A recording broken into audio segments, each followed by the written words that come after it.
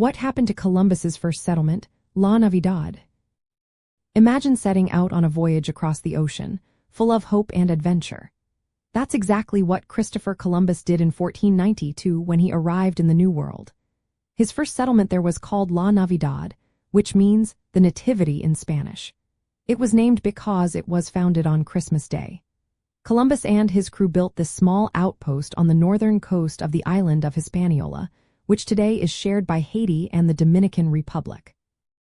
They used the remains of their ship, the Santa Maria, which had run aground on Christmas Eve, to help build the settlement.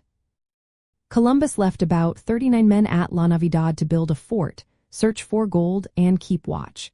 He gave them supplies, weapons, and instructions to get along with the Taino people, the original inhabitants of the island. At first, the Taino welcomed the Spaniards and helped them after the shipwreck. Things seemed to go well for a while. But when Columbus returned a year later with a much larger fleet, he found La Navidad destroyed. The fort was burned to the ground, and none of the men he left behind were alive. Columbus also found the bodies of 8 of his men in nearby fields. He learned from the Taino that the Spanish settlers had started fighting among themselves. They had taken women and gold by force, which caused the local people to become angry. The Taino attacked the settlement, and in the end, La Navidad was completely destroyed. This event marked a turning point in the early contact between Europeans and the indigenous peoples of the Americas. It shows how greed and disrespect for local cultures led to conflict and destruction.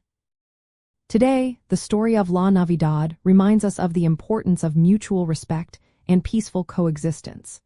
The site itself remains a mystery, but its history is a key part of understanding the early days of the colonial era in Latin America. The settlement's destruction was a warning about the dangers of greed and mistreatment, lessons that continue to influence Latin American societies today. So, what happened to La Navidad? It was burned down and abandoned after the conflict, leaving behind a story that still teaches us about the complex beginnings of European settlement in the Americas.